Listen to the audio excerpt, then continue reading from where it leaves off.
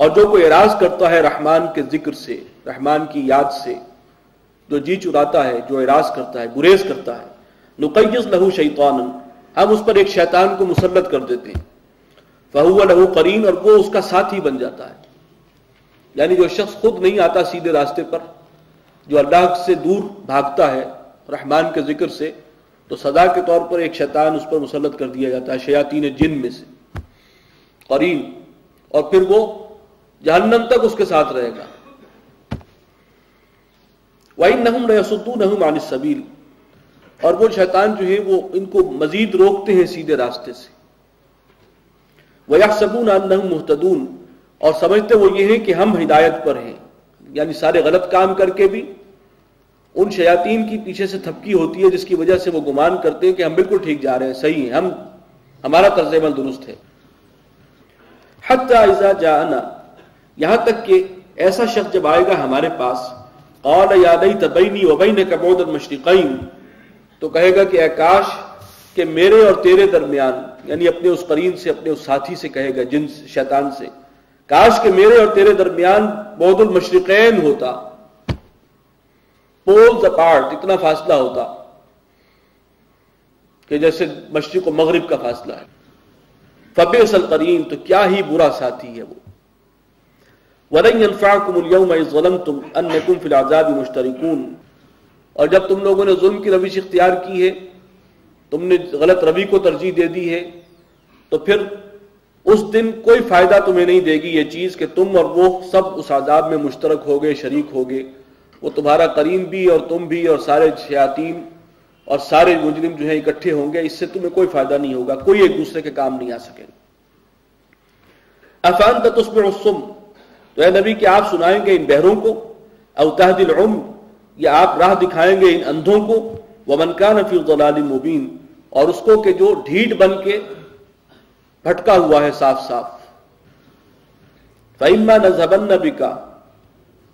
تو اے نبی اگر ہم آپ کو اٹھا لے جائیں، یعنی آپ کو یہاں سے وصال ہو جائے، ہماری مشیت میں اگر ایسا ہو، فَإِنَّا مِنْهُمْ مُنْتَقِمُونَ، تب بھی بہر صورت ہم ان سے تو انتقام لیں گے جو اس طرح اندھے بہرے بنے ہوئے ہیں اور ڈھیٹ بن کے مخالفت کر رہے ہیں، ہماری آیات کو جھٹلا رہے ہیں، ہمارے نبی کا مذاق اڑاتے ہیں۔ أَوْ نُرِيَنَّكَ الَّذِي وَعَدْنَاهُمْ، یا ہم آپ کو دکھا دیں وہ چیز کہ جس کا ہم نے ان سے وعدہ کیا، ان کو دھمکی دی ہے، آپ کی نگاہوں کے سامنے ان پر عذاب آ جائے، فَإِنَّا عَلَيْهِمْ مُقْتَدِرُونَ، تو ہم ان پر قابو یافتہ ہیں، یہ ہمارے قابو سے باہر نہیں ہے، ہم اس پر بھی قدرت رکھتے ہیں کہ آپ کی نگاہوں کے سامنے انہیں سزا دیں۔ فَاسْتَمْسِكْ بِالَّذِي أُوحِيَ إِلَيْكَ، تو اے نبی آپ تو مضبوطی سے تھامیے اسی چیز کو جو آپ کی طرف وحی کی گئی ہے، جو اللہ کے احکامات آ رہے ہیں آپ ان پر کاربند رہیں۔ إِنَّكَ عَلَىٰ صِرَاطٍ مُسْتَقِيمٍ، آپ ہی ہیں سیدھے راستے پر، صراط مستقیم پر۔ وَإِنَّهُ لَذِكْرٌ لَكَ، اور یہ قرآن آپ کے لیے بھی ایک نصیحت ہے، وَلِقَوْمِكَ، اور آپ کی قوم کے لیے بھی، وَسَوْفَ تُسْأَلُونَ، اور سب سے پوچھ گچھ ہو کر رہے گی، معلوم کر لیا جائے گا کون کیا طرز عمل اختیار کر رہا تھا۔ وَاسْأَلْ مَنْ أَرْسَلْنَا مِنْ قَبْلِكَ مِنْ رُسُلِنَا، اور اے نبی ذرا پوچھئے ان سے کہ جنہیں ہم نے رسول بنا کر بھیجا تھا آپ سے پہلے، اجعلنا من دون الرحمن آلہۃ یعبدون، کہ کیا ہم نے رحمان کے سوا کوئی اور معبود بھی ٹھہرا لیے تھے کہ جن کی بندگی کی جاتی، جن کو پوجا جاتا؟ کیا کسی رسول کی تعلیمات میں آج تک ہے کہ رحمان کے علاوہ بھی کوئی کائنات میں جو ہے وہ شریک ہے خدائی میں اور اختیارات میں اور اس کی بھی بندگی ہونی چاہیے؟ کسی رسول نے ایسی بات کہیں نہیں کی، اور رسولوں کی تعلیمات جو اب تک چاہے تحریف شدہ شکل میں بھی ہے، اس میں بھی کہیں آپ کو شرک نہیں ملے گا۔ یہاں تک کہ ہندوؤں کی جو کتاب ہے، اصل مذہبی کتاب، اس میں بھی شرک نہیں بنیادی طور پر، وہاں پر بھی آپ کو نظر نہیں آئے گا۔ یہ ساری چیز جو ہے یہ انسان کی اپنی من گھڑت ہے، ورنہ کوئی اس قسم کی تعلیمات جو ہے وہ نہیں دے سکتا۔ بارک اللہ لی ولکم فی القرآن العظیم ونفعنی وإیاکم بالآیات والذکر الحکیم۔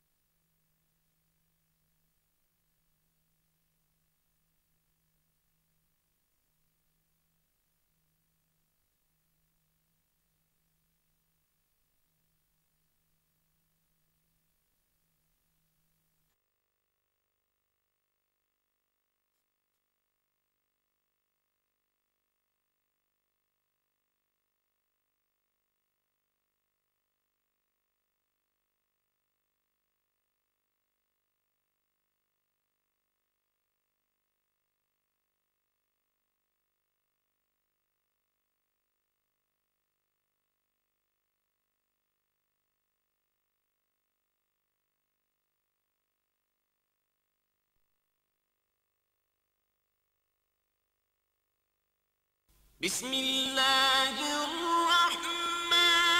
الرحیم وَلَقَدْ يَسَّرْنَا الْقُرْآنَ لِلذِّكْرِ فَهَلْ مِن مُدَّكِرٍ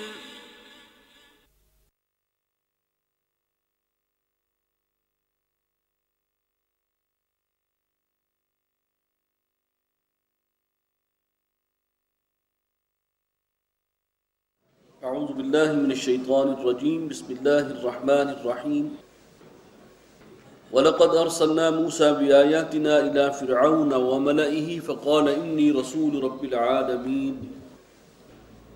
فَلَمَّا جَاءَهُم بِآيَاتِنَا إِذَا هُم مِّنْهَا يَضْحَكُونَ صدق اللہ العظیم رب اشرح لي صدري ويسر لي امري واحلل عقدة من لساني يفقهوا قولي۔ سورہ زخرف کے اس 5ویں رکوع میں حضرت موسیٰ علیہ السلام کا تذکرہ ہے۔ فرمایا وَلَقَدْ أَرْسَلْنَا مُوسَى بِآيَاتِنَا إِلَى فِرْعَوْنَ وَمَلَئِهِ، اور ہم نے بھیجا تھا موسیٰ کو اپنی نشانیوں کے ساتھ فرعون کی طرف اور اس کے سرداروں کی طرف، درباریوں کی طرف۔ فَقَالَ إِنِّي رَسُولُ رَبِّ الْعَالَمِينَ، انہوں نے کہا کہ میں رسول ہوں رب العالمین کا، جہانوں کے پروردگار کا۔ فلما جاءہم بآیاتنا،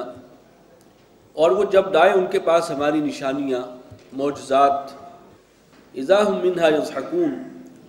تو وہ ان نشانیوں کا مذاق اڑانے لگے۔ وما نریہم من آیۃ الا ہی اکبر من اختہا،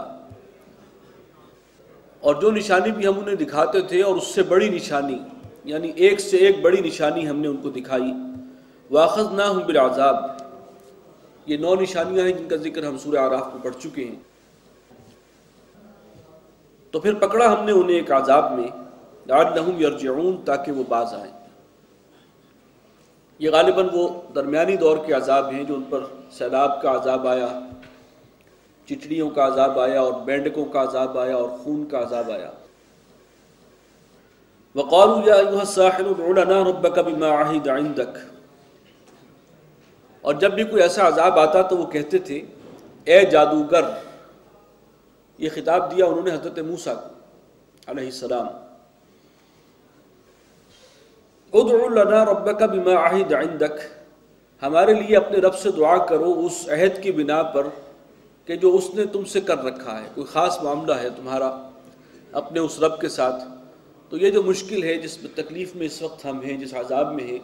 تو دعا کرو اپنے اس رب سے، تمہارا کوئی خاص تعلق ہے۔ اننا لمہتدون، تو اگر